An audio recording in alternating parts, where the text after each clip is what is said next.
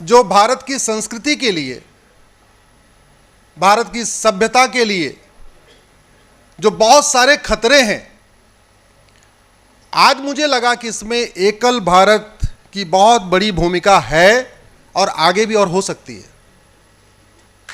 अगर एकल भारत ने इतना बड़ा नेटवर्क नहीं बनाया होता, तो ये भी हो सकता है कि इसमें बहुत सारे बच्चों का कन्वर्जन हो गया होता। ऐसे भी हो सकता है कि इसमें बहुत सारे बच्चे जो एकल भारत के संपर्क में आए, अगर संपर्क में नहीं आते, हो सकता है कुछ अपराध की श्रेणी में भी चले जाते, हो सकता है कुछ देश विरोधी गतिविधियों में शामिल हो जाते, हो सकता है कुछ ड्रग स्मगलर के नेटवर्क में आ जाते, हो सकता है कि कुछ लोग और जो देश विरोधी काम होते हैं उनमें हो जाते हैं।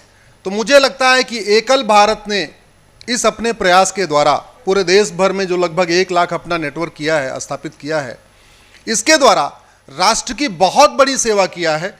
इसलिए मैं पूरे देशवासियों से सबसे निवेदन करता हूं, एकल भारत अभियान को समझने के लिए एकल भारत अभियान की टीम से जुड़िए, एकल भारत को समझने के लिए यूट्यूब से जुड़िए, एकल भारत के फेसबुक पेज से जुड़िए, एकल भारत के ट्विटर हैंडल को फॉलो करिए और अपने क्षेत्र में एक बार देखिए कि क्या वहाँ पे एकल भारत के योगदान में आप कुछ भागीदारी कर सकते हैं क्या।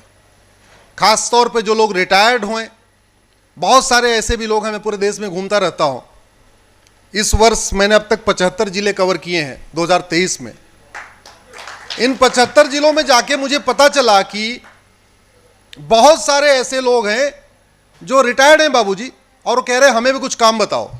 मैं आज उन सब लोगों को कहता हूं, एकल भारत से जुड़िए और एकल भारत के साथ आप एक तरीके से देश की सेवा करने का बहुत बड़ी आपके पास अपॉर्चुनिटी है।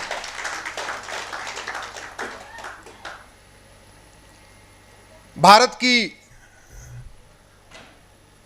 संस्कृति के लिए जो बहुत बड़ा एक खतरा डेमोग्राफिक चेंज हो गया है, जिसपे मेरी PIL भी सुप्रीम कोर्ट में चल रही है, जिसमें मैंने डेटा के साथ बताया है कि 9 राज्यों में हिंदू संस्कृति, हिंदू भाषा, हिंदू त्यौहार, हिंदू विचार धीरे धीरे कमज़ोर हो गया है 9 राज्यों में।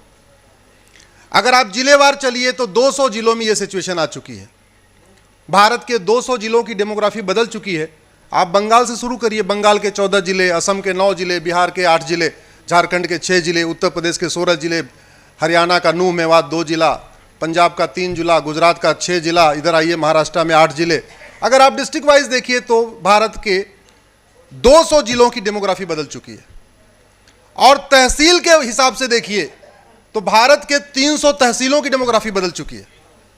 भारत के बॉर्डर की 300 तहसीलें हैं, उन 300 तहसीलों की डेमोग्राफी बदल गई है। चाहे वो आपका हिमालय से सटा हुआ जितने जिले हैं वहाँ की पूरी डेमोग्राफी बदल चुकी है। आगे चलिए पीलीभीत, ये लखीमपुर वाला जो बॉर्डर है आपका नेपाल का सटा हुआ, इसको देख लीजिए, या आप बिहार का जो बॉर्डर वाला एरिया वहाँ का देख लीजिए। आगे चलिए असम का बॉर्डर जो धुबरी वाला है, वहाँ के 9 जिलों की डेमोग्राफी बदल चुकी है। फिर आप जाइए इधर मुर्शिदाबाद जो बंगाल का बॉर्डर, उसको देख लीजिए। फिर इधर आ जाइए राजस्थान के बॉर्डर के जितने तहसीलें हैं। आगे चलिए जो महाराष्ट्र का समुद्र वाला जो एरिया है, गुजरात का कच्छ और भरूच वाला जो एरिया है। तो समुद्र, हमारे देश के किनारे किनारे कुल 300 तहसीलें हैं जो बॉर्डर को टच करती हैं। उन 300 तहसीलों की डेमोग्राफी बदल चुकी है। 9 राज्य, 200 जिले और 300 तहसील, 750 जिलों में 200 जिलों की डेमोग्राफी बदल जाना यह सामान्य बात नहीं है। 750 जिलों में से 200 जिले यानी लगभग 30%, 28 से 30% जिलों की डेमोग्राफी बदल गई है।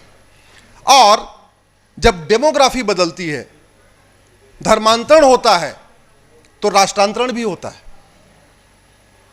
धर्मांतरण होता है तो त्यौहार बदल जाता है, धर्मांतरण होता है तो व्यवहार बदल जाता है, धर्मांतरण बदलता है तो आपके रीति रिवाज बदल जाते हैं, धर्मांतरण होता है तो परंपरा बदल जाती है। सब कुछ धर्मांतरण के साथ साथ वसुधैव कुटुंबकम की भावना खत्म हो जाती है। धर्मांतरण के साथ नारी तू नारायणी का विचार खत्म हो जाता है। धर्मांतरण के साथ यत नारंती पूज्यते रमनते तत्र देवता की विचार खत्म हो जाता है। इसलिए धर्मांतरण के खिलाफ समाज के साथ साथ सरकार को भी गंभीरता के साथ काम करना चाहिए। मेरी पीआईएल में एक सुप्रीम कोर्ट में चल रही है धर्मांतरण के खिलाफ, जिसमें मैंने कुछ सुझाव दिए थे, उसको खारिज करवाने के लिए 10 बड़ी पिटीशन आ चुकी हैं। देश के भूतपूर्व कानून मंत्री, भूतपूर्व गृह मंत्री, भूतपूर्व वित्त मंत्री अपीयर होते हैं और उनकी एक ही मांग है, इनकी पिटीशन डिसमिस कर दो, क्योंकि जितनी डेट पड़ेगी हर डेट पे हम नए नए डाटा उनको देते रहेंगे। वो डेटा सामने ना आ जाए, सार्वजनिक ना हो जाए, डेमोग्राफी जिलों की ना पता चल जाए, तहसीलों में कहां कहां क्या सिचुएशन ना पता चल जाए, तो 10 लोग खड़े हो रहे हैं। धर्मांतरण राष्ट्र की सुरक्षा के लिए खतरा है, ये मैंने सुप्रीम कोर्ट से मांग किया है और मुझे खुशी है कि 14 नवंबर 2022 को सुप्रीम कोर्ट ने मौखिक के साथ साथ अपने ऑर्डर में लिखवा दिया कि धर्मांतरण राष्ट्रीय सुरक्षा के लिए खतरा है। जब वो सुप्रीम कोर्ट ने ऑर्डर में लिखवा दिया, मैंने उसी ऑर्डर को उपयोग करके कुछ दिन पहले गाजियाबाद में गेम जिहाद हुआ था, आपको पता होगा, गेम के जरिए कन्वर्ट किया जा रहा था। मैंने गाजियाबाद के पुलिस कमिश्नर को ऑर्डर दिया सुप्रीम कोर्ट का, जिसमें सुप्रीम कोर्ट ने लिखा है religious conversion in a serious threat to national security. और मैं धन्यवाद दूंगा उत्तर प्रदेश की सरकार को। मैंने उनसे कहा, जब सुप्रीम कोर्ट कह रहा है धर्मांतरण राष्ट्र की सुरक्षा के लिए खतरा है और राष्ट्र की सुरक्षा के खतरों से निपटने के लिए हमारे पास एक कानून है रासुका, उसका नाम ही है राष्ट्रीय सुरक्षा कानून, तो आप धर्मांतरण कराने वालों पे एनएसए क्यों नहीं लगा रहे हो? मैं धन्यवाद दूंगा उत्तर प्रदेश की सरकार ने पिछले 1 महीने के अंदर 10 धर्मांतरण कराने वालों पे एनएसए लगा दिया। आजाद भारत में पहली बार धर्मांतरण कराने वालों के खिलाफ एनएसए लगाने का श्रेय उत्तर प्रदेश की सरकार को जाता है, गाजियाबाद की पुलिस को जाता है, और पिछले 1 महीने के अंदर उन्होंने 10 के खिलाफ एनएसए लगा दिया। धर्मांतरण हमारी राष्ट्र की एकता अखंडता के लिए खतरा है। राष्ट्र की एकता अखंडता से के जो खतरे होते हैं उनसे निपटने के लिए हमारे पास एक कानून है यूएपीए। दुर्भाग्यवश राज्य सरकारें उसको यूज नहीं करती हैं, पुलिस उसको लगाती नहीं है। अब अगला मेरा प्रयास है कि धर्मांतरण कराने वालों के खिलाफ यूएपीए लगाया जाए। धर्मांतरण एक ऑर्गेनाइज्ड क्राइम है, पूरा नेटवर्क होता है, इंडिविजुअल एक व्यक्ति नहीं होता। कोई फंडिंग करता है, कोई गेम बनाता है, कोई उसको बाइक उपलब्ध कराता है, कोई जगह उपलब्ध कराता है, कोई उसको लिटरेचर उपलब्ध कराता है, एक पूरा सिंडिकेट होता है। ऑर्गेनाइज्ड क्राइम से निपटने के लिए हमारे पास यूपी में गैंगस्टर एक्ट है, महाराष्ट्र में मकोका है, ऐसे अलग अलग राज्यों में है। मेरा अगला प्रयास है कि धर्मांतरण कराने वालों के खिलाफ गैंगस्टर एक्ट लगाया जाए। धर्मांतरण अपने आप में एक वेज वॉर है। आदरणीय सतीश जी बैठे हुए हैं और समझते हैं कि धर्मांतरण एक अपने आप में इनडायरेक्ट वॉर है देश के खिलाफ। क्यों? क्योंकि धर्मांतरण से राष्ट्रांतरण होता है, भाषा बदलती है, त्योहार बदलता है, विचार बदलता है, वसुधैव कुटुंबकम की भावना खत्म होती है, नारी तू नारायणी की भावना खत्म हो जाती है। तो धर्मांतरण एक वेज वॉर है, इनडायरेक्ट युद्ध है। इनडायरेक्ट युद्ध से निपटने के लिए हमारे पास वर्तमान वाले कानून में भी एक सेक्शन 121, इसको वेज वॉर कहते हैं, लेकिन आज तक सतीश जी किसी पुलिस ने लगाया नहीं, पूरे भारत में कहीं लगाया नहीं गया। और धर्मांतरण चूंकि फंडिंग होती है, और फंडिंग जैसे जहां जिस क्राइम में हो वहां पे 100% प्रॉपर्टी जब्त करने का अधिकार है, और सरकार चाहे तो बुलडोजर भी चला सकती है। तो यूपी में तो कुर्क भी संपत्ति कर रहे हैं धर्मांतरण कराने वालों की, 2-4 क्या बुलडोजर भी चला दिया है, लेकिन बाकी राज्य सरकारें नहीं कर रही हैं। मैं आशा करता हूं कि एकल अभियान के हमारे योद्धा जो पूरे सुदूर गांवों में बैठे हुए हैं, इस अभियान को आगे बढ़ाएंगे और जहां कहीं धर्मांतरण उनको दिखाई पड़ेगा वहां उस पर्टिकुलर उस थाने के कप्तान से मिलके धर्मांतरण कराने वालों के खिलाफ एनएसए लगाने, यूएपीए लगाने, गैंगस्टर एक्ट लगाने, संपत्ति कुर्क करने और वेज वॉर की धारा लगवाने के लिए भी प्रयास करेंगे, ऐसा हमें पूरा भरोसा है। दूसरा एक बहुत बड़ा खतरा हमारे भारत की संस्कृति के लिए, हमारे समाज के लिए है घुसपैठ। मैंने 2017 में पीआईएल फाइल किया था सतीश जी, सुप्रीम कोर्ट में मैटर चल रहा है। मैंने आंकड़ों के हिसाब से मंत्री जी उसमें लिखा है कि 5 करोड़ घुसपैठिए आ चुके हैं। मैंने राज्यवार डेटा दिया है 2017 में, अब तो संख्या और बढ़ चुकी है, क्योंकि निकाले गए नहीं और आना खत्म नहीं हुआ। और इसका मूल कारण है भ्रष्टाचार। बॉर्डर पे वो 2000 रुपए दे के अंदर आते हैं, कॉमन सर्विस सेंटर पे 2000 देते हैं, आधार बन जाता है। एक डॉक्यूमेंट बना, 2000 रुपए देते हैं, दलाल को पकड़ते हैं, वो राशन कार्ड बनवा देता है, और राशन कार्ड भी गरीबी रेखा से नीचे वाला। उसके बाद जब 2 डॉक्यूमेंट हुआ, नगर निगम में दलाल को पकड़ते हैं, 2000 में बर्थ सर्टिफिकेट बना देता है।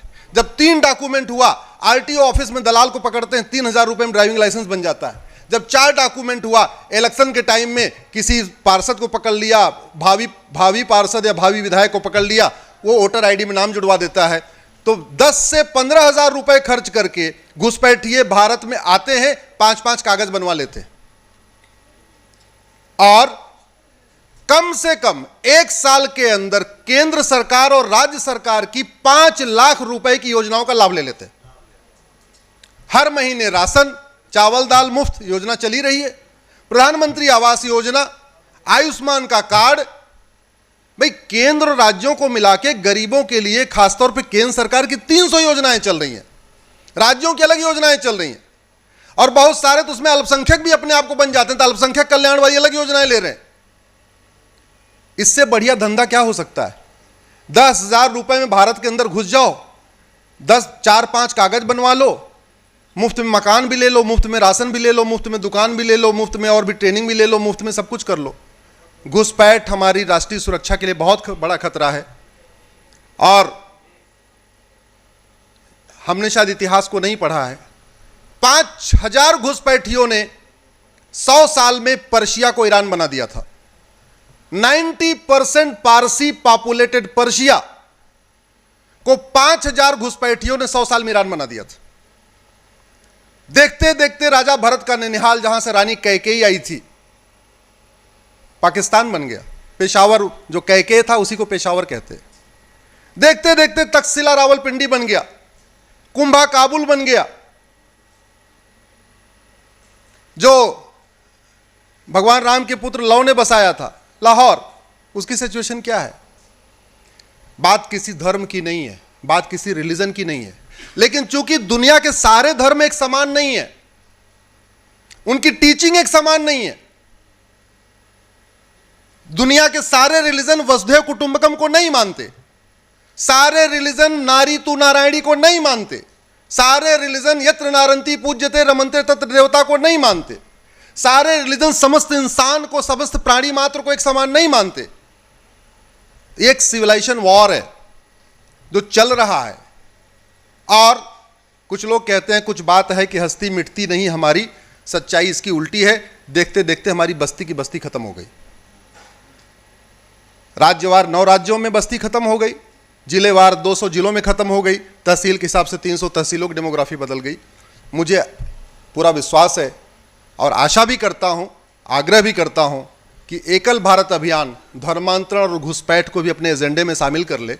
वैसे एकल भारत अभियान ने जो अभी तक किया है, मैं फिर से रिपीट कर देता हूं, एकल भारत अभियान केवल साक्षर भारत नहीं बना रहा है, बल्कि स्वस्थ भारत का निर्माण भी कर रहा है, स्वच्छ भारत का निर्माण भी कर रहा है, सबल भारत का निर्माण कर रहा है, सशक्त भारत का निर्माण कर रहा है, समृद्ध भारत का निर्माण कर रहा है, स्वावलंबी भारत का निर्माण कर रहा है, स्वाभिमानी भारत का निर्माण कर रहा है, संवेदनशील भारत का निर्माण कर रहा है, समावेशी भारत का निर्माण कर रहा है, संपन्न भारत का निर्माण कर रहा है, सुरक्षित भारत का निर्माण कर रहा है, समग्र भारत का निर्माण कर रहा है। बस केवल इतना और कर ले, घुसपैठ और धर्मांतरण के खिलाफ भी एक युद्ध शुरू कर दे। इसी के साथ मैं अपनी बात खत्म करता हूं। भारत माता की